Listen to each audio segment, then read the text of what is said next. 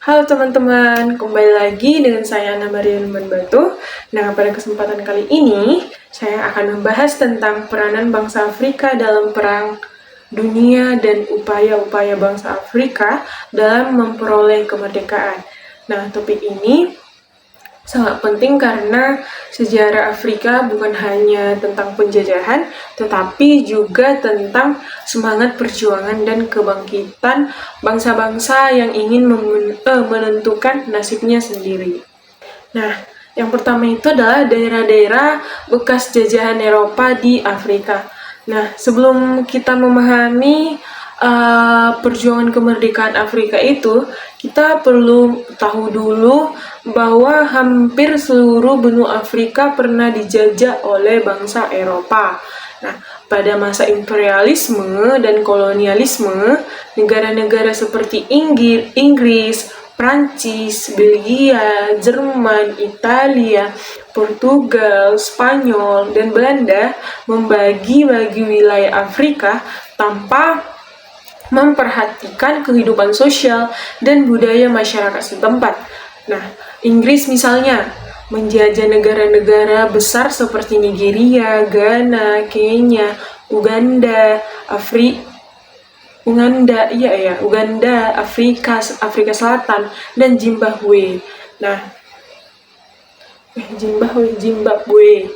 Nah, sementara Prancis menguasai wilayah luas di Afrika Barat dan Utara seperti Maroko, Aljazair, Mali, Senegal, dan Pantai Gading.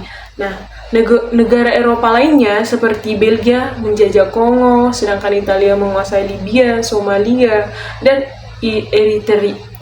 Eritrea.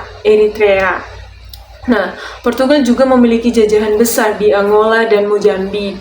Nah, pembagian wilayah itu dilakukan tanpa memperhatikan suku, etnis, dan budaya masyarakat aslinya. Akibatnya, ketika negara ini akhirnya merdeka, mereka menghadapi banyak konflik internal yang merupakan warisan dari penjajahan tersebut. Nah, terus yang kedua itu adalah tentang pergerakan kemerdekaan di Afrika Utara. Perang Dunia II menjadi titik balik penting bagi bangsa-bangsa Afrika. Nah, setelah perang berakhir, banyak bangsa Afrika yang mulai sadar akan pentingnya kemerdekaan dan kesetaraan. Nah, di Afrika Utara itu muncul gerakan nasionalisme yang sangat kuat. Yang pertama itu adalah Libya yang menjadi negara pertama di kawasan ini yang merdeka, yaitu pada tahun 1951 dipimpin oleh Raja Idris I. Nah, terus yang kedua ada Tunisia, yaitu juga mulai bangkit lewat organisasi Partai Destour dan Neo Destour yang dipimpin oleh Habib Bourguiba hingga akhirnya merdeka dari Prancis tahun 1956. Nah, terus yang ketiga ada di Maroko, gerakan nasionalis tumbuh sejak tahun 1930-an dan memuncak dengan berdirinya Partai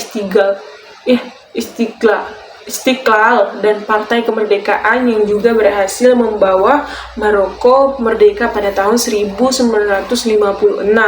Nah, sementara yang keempat itu ada di Aljazair, yaitu perjuangan jauh lebih berat. Rakyat berjuang melalui organisasi Front Pembebasan Nasional atau FLN yang harus melawan penjajahan Prancis dalam perang besar selama 8 tahun hingga akhirnya Aljazair merdeka pada tahun 1962.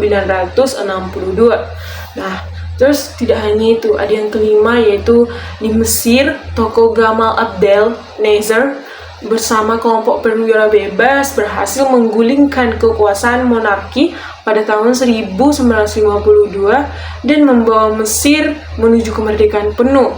Yang selanjutnya ada juga Sudan Sudan yang sebelumnya itu berada di bawah kekuasaan Inggris Mesir yang juga memproklamasikan kemerdekaannya tahun 1956 dan Sudan Selatan kemudian merdeka pada tahun 2011 setelah konflik panjang. Nah, peristiwa-peristiwa ini menunjukkan bahwa semangat nasionalisme dan perjuangan kemerdekaan telah menjadi gelombang besar yang menyapu seluruh Afrika. Terus yang selanjutnya itu adalah tentang politik apartheid di Afrika Selatan. Nah, sementara itu di bagian selatan Afrika, rakyat menghadapi bentuk penindasan lain yang dikenal sebagai apartheid. Nah, apartheid itu adalah kebijakan pemisahan ras yang diterapkan oleh pemerintah kulit putih sejak tahun 1948. Nah, kata apartheid ini berarti keterpisahan, dan memang masyarakat Afrika Selatan itu saat itu benar-benar dipisahkan berdasarkan warna kulit. Nah, kaum kulit putih itu menguasai seluruh aspek kehidupan dari tanah, pendidikan, pekerjaan, hingga politik.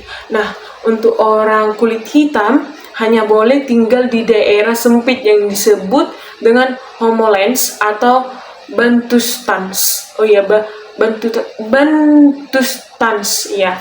Mereka tidak mempunyai hak suara, dilarang menikah dengan ras lain, bahkan tidak boleh bersekolah di tempat yang sama dengan warga kulit putih.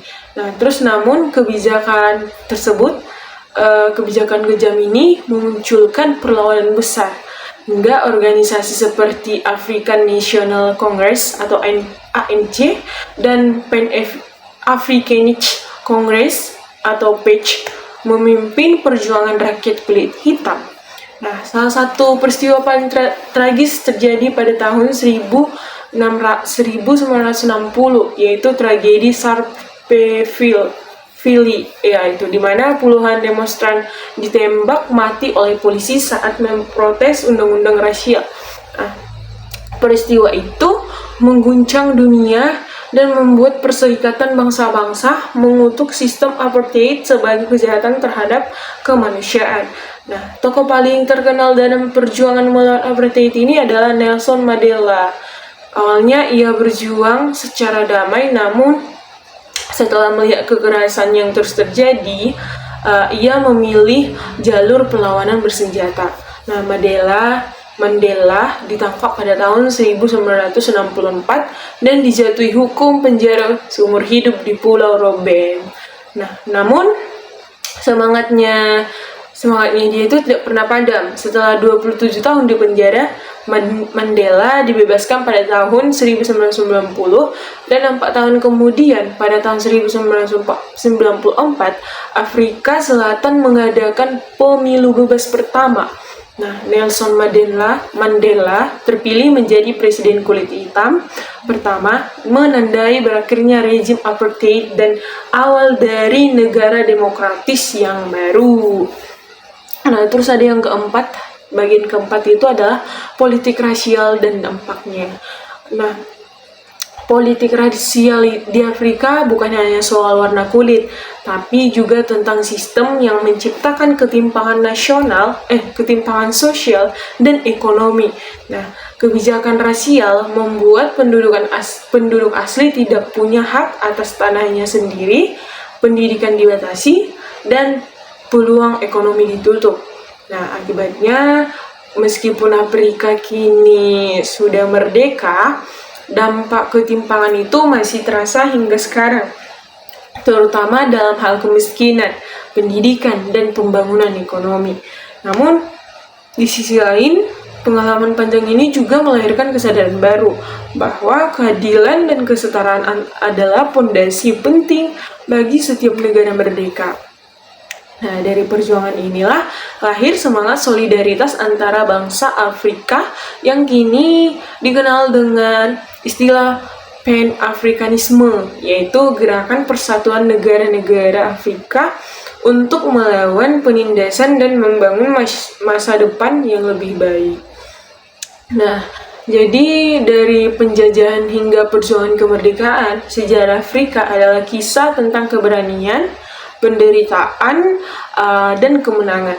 Bangsa-bangsa Afrika telah membuktikan bahwa meskipun dijajah selama ratusan tahun, mereka tetap mampu bangkit dan memperjuangkan hak mereka sebagai bangsa yang merdeka. Nah, kisah ini bukan hanya sejarah Afrika, tapi juga cerminan bagi kita semua bahwa kemerdekaan sejati tidak diberikan, tetapi diperjuangkan dengan pengorbanan dan tekad yang kuat. Nah, cukup sekian hasil dari pemaparan saya. Semoga apa yang telah saya sampaikan dapat bermanfaat dan menambah wawasan teman-teman semua. Sampai jumpa di video selanjutnya ya. Bye-bye.